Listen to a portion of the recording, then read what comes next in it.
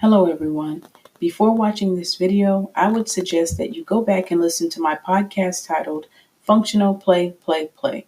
Part 1, How to Use Modeling to Teach Appropriate Play with Toys. If you haven't already, this instructional video is a follow-up to that podcast.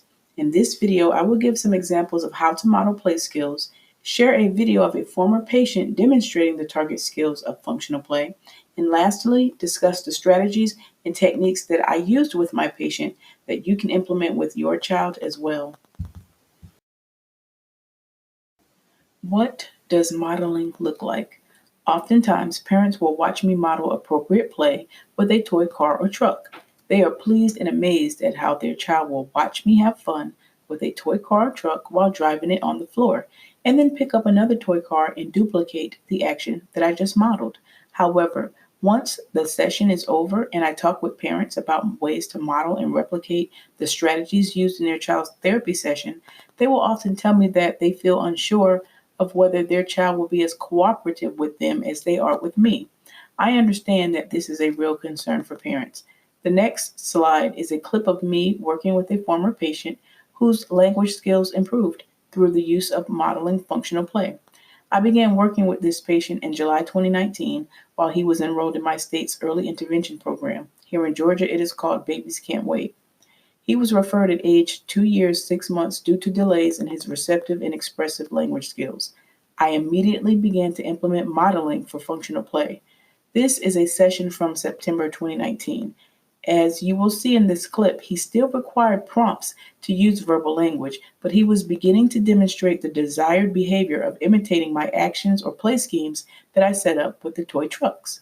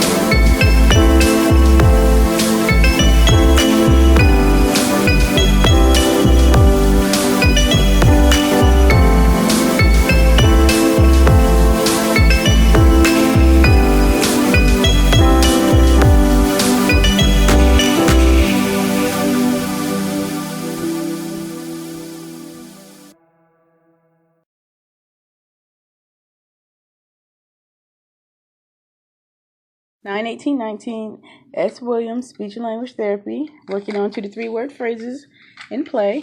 All right, Sage, tell that truck, move, truck. That's the purple truck. That's the blue truck. Those are the wheels. This truck has orange wheels. This truck has yellow wheels. I hear the phone. I'm going to tell this truck, move. Ready? 1, 2, 3. Move, truck.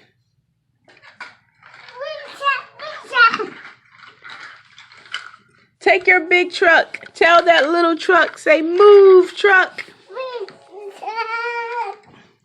Say it again, Sage. Say, move, truck. Very good. Let's discuss the strategies used in SW session.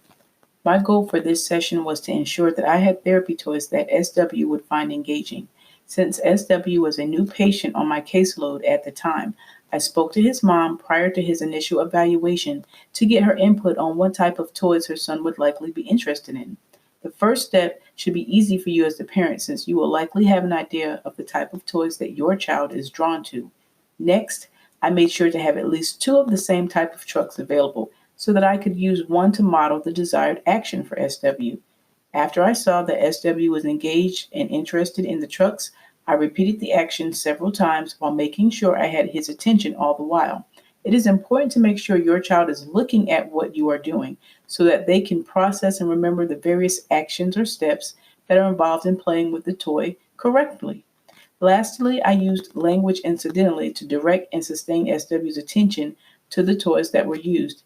Keeping yourself engaged in the process is important because if you, as the parent, are not engaged and seem bored, your child may quickly lose interest as well. Play has to be something that your child perceives as fun so that they will stay engaged, learn the play sequence, and want to do it again. I should also note that you should try to introduce new toys and or play schemes every 2 to 3 weeks or less, depending on how long it takes your child to learn to play with the desired toy appropriately. Once your child has mastered how to play with a desired toy and becomes bored with it, this is a sign that it is time to try something new.